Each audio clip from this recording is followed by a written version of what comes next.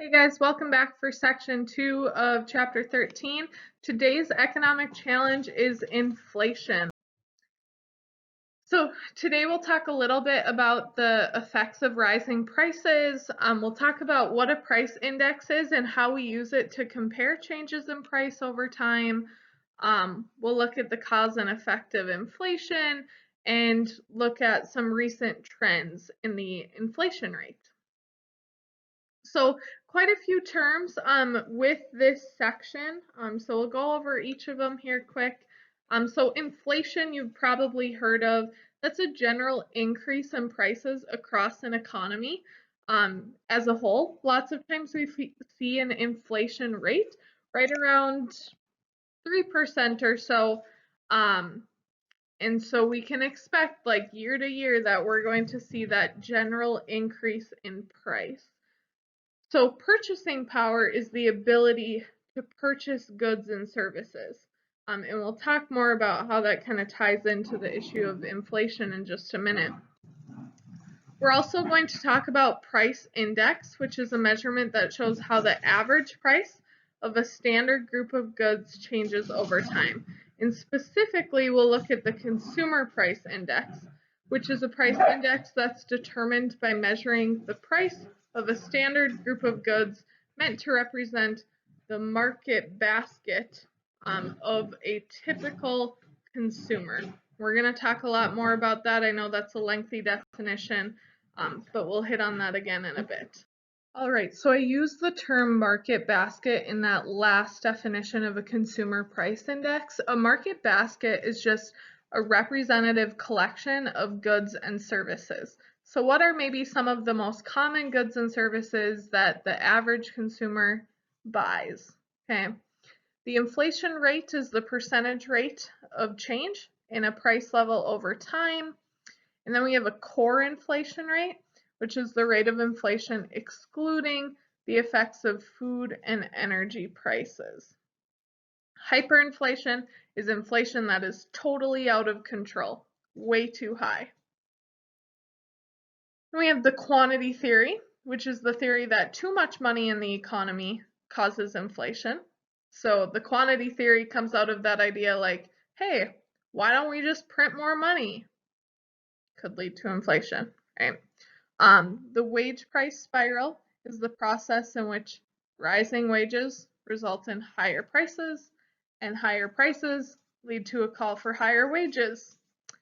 And then fixed income is income that does not increase even when the price of items go up. And deflation is the opposite of inflation, a sustained drop in price level. So what are the causes and effects of inflation? Inflation is caused by a number of things, but it can be a growth in money supply, so having more money circulating in the economy. It can be changes in demand or changes in supply that can also have an effect on inflation. The effects of inflation itself include a decrease in purchasing power, right? For every dollar I have, I'm able to buy less than I did before. So that kind of erodes my income, right? And oftentimes we'll also see a decrease in interest rates. So a decrease in interest rates can be good if you are buying, right, or borrowing. You'd like to see low interest rates when you're taking out a loan or buying a house. But for savers and people that are trying to invest in our economy, we want to see higher interest rates because we want to make more money off of our money. So inflation is a general increase in prices across the economy. Over the years, prices generally go up, and inflation shrinks the value or the purchasing power that we have. The effects of inflation over the years can be seen in this basic comparison of food items. So in 1996, bread is 85 cents. March 2008, $1.35, even more today, right? Eggs, 114 to 220 per dozen. Milk, 254 to 378. right? So we just see this like US average increase over a period of time. And so we use that information to measure inflation. So to measure inflation, we are going to compare price levels. And to help calculate price level, economists use what's called a price index. This is a measurement that shows how the average price of a group of goods changes over time. So price indexes help consumers and business people make economic decisions, and the government also uses indexes to guide their policy making decisions. Like, do they need to intervene in the economy or do something to combat inflation? So the best known price index is the Consumer Price Index, and it focuses on the average urban consumer. So it's determined by measuring the price of a standard group of goods meant to represent the market basket of the typical urban consumer. When we're looking at the Consumer Price Index, the market basket that we use is divided into 8 categories of goods and services. So what's the average price of basic food and drink, of housing, of clothing, of transportation, of medical care, of entertainment, education, and other goods and services like haircuts and bank fees. So all of these things are wrapped in to one price index, and we figure out the average cost of all of those items, and we see how that has changed over time as a way to measure inflation. So about every 10 years or so, the items in the market basket are updated to account for changes in consumer buying habits. So if there's something that was part of the market basket before that like no one purchases anymore, we're going to throw that out. Or if there's something that like everyone purchases now that wasn't part of the market basket 30 years ago, maybe like cell phones, then they're going to add that stuff in. So they reevaluate what items should be included in that like every 10 years. Lots of items have not changed. They've stayed. People have been buying things like milk, eggs, paying rent for as long as we have been measuring this, really. So some of them have not changed at all. Economists also find it useful to calculate the inflation rate. So that's the percentage change, and we can see the average inflation rates here in this diagram. So inflation rates in the United States have changed greatly over time.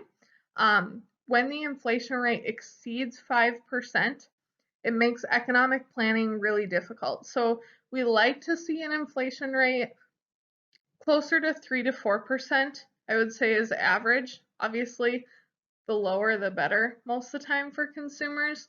But if it's over 5%, we could be looking at something called hyperinflation, where the inflation rate is just out of control. In single months in the past, the inflation rate could be as high as like 100% or even 500% in a single month. And that is just disastrous, economically speaking. So we can see even like in these years, we have some years that the inflation rate is nearly as high as 14%. So if we aren't seeing an increase in wages, our purchasing power as consumers is way, way less. And we just won't be able to buy as much as we could before. And that may mean it's also just difficult for us to pay our basic bills, right? So some causes of inflation, I mentioned these briefly at the beginning of the lecture, but we have growth in the money supply. So if we have too much printed money in the economy, that can cause inflation. Changes in aggregate demand. So inflation can occur when demand for goods and services exceeds the existing supply available. So if there's shortages, more or less, that can result in inflation. because then suppliers can increase costs to try and meet current demand, right? Changes in aggregate supply, so inflation can also occur when producers raise prices in order to meet their increased input costs. So if the costs of the raw materials that they are buying to make their good increase, then we're also going to see an increase in cost of the good itself. Wage increases are the largest single production cost for most companies. So if a company has to increase what they're paying their employees, that is an increase in input costs and is going to change supply, which could ultimately lead to inflation. So this is how the wage price spiral can work. Basically what the wage price spiral is it says increasing wages is going to lead to a spiral of even higher prices, and then as a result of those higher prices, we're going to demand more in wages, and it's just this ongoing cycle, right? So in this example, Amgrow fertilizer employees get a wage increase, and then the wage increase is going to result in an increase in the price of products because that company, their input costs went up, so they have to charge more for their product if they are going to maintain the same profit. This leads to rising costs for farmers because they're buying Amgrow products. And in response to rising costs for farmers raise their prices for food, right? And then we have rising food prices, which lead employees to demand higher wages because their purchasing power has decreased. And then the whole cycle starts all over again. So the effects of inflation, high inflation is a major economic problem affecting the purchasing power, the income, and the interest rates that we have. Inflation can erode our purchasing power. So if the inflation rate were 10%, $1 would buy the equivalent of only 90 cents in the future. And so that can become problematic for consumers because they could be making the exact same amount of money and find it challenging to pay their bills, right? Or to buy their food or their gasoline or those basic necessities. Inflation also has an effect on income. So inflation sometimes, but not always, erodes income. So if a worker's wages do not increase as much as inflation does, they're actually in a worse economic position than they were before. So if the inflation rate is 3% and I only got a 1.5% raise, I'm actually worse off because all of my goods are costing on average an additional 3%, but I only got a 1.5% increase in my salary, right? So I'm actually like losing 1.5%, more or less. I'm in a worse economic position than before. So for people that are living on a fixed income, especially retired people, this is really challenging because you save money like your whole career for retirement and you have X number of dollars available and you know what you can spend each month. You get the same check from Social Security each month. And so as a retired person, your income is not changing at all, right? You're more or less getting a 0% raise each year. So then every year when inflation is 3% or so, you're actually in a worse economic position each year because you're living on that fixed income. And you're bringing in the same amount of money even when prices go up. Then we have effects on interest rates. So people receive a given amount of interest on money in their savings accounts. But really their true return depends on the rate of inflation. So if the inflation rate is higher than the bank's interest rates, savers actually lose money. So most of us are actually probably losing money in our savings accounts because like my savings rate at my bank is like 0.5%. Inflation is definitely higher than that. Okay. So if I'm leaving it in that account, it actually has less purchasing power when I do eventually decide to spend it because the interest rate is so low. That's why if you truly want to make money in the economy, you need to invest in a diverse portfolio that has lots of times individual stocks, mutual funds.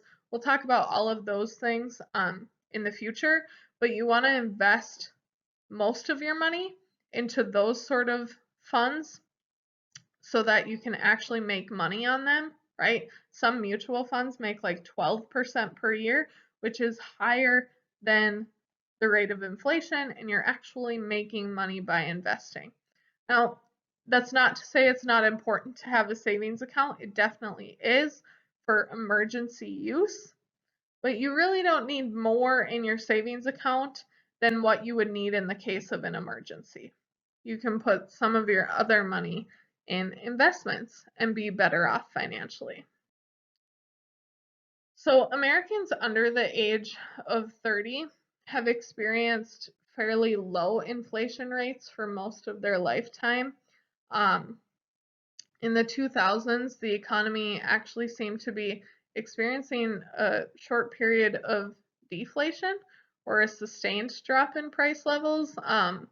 One industry in particular, like oil and gas, gasoline has gotten quite a bit cheaper since I began driving.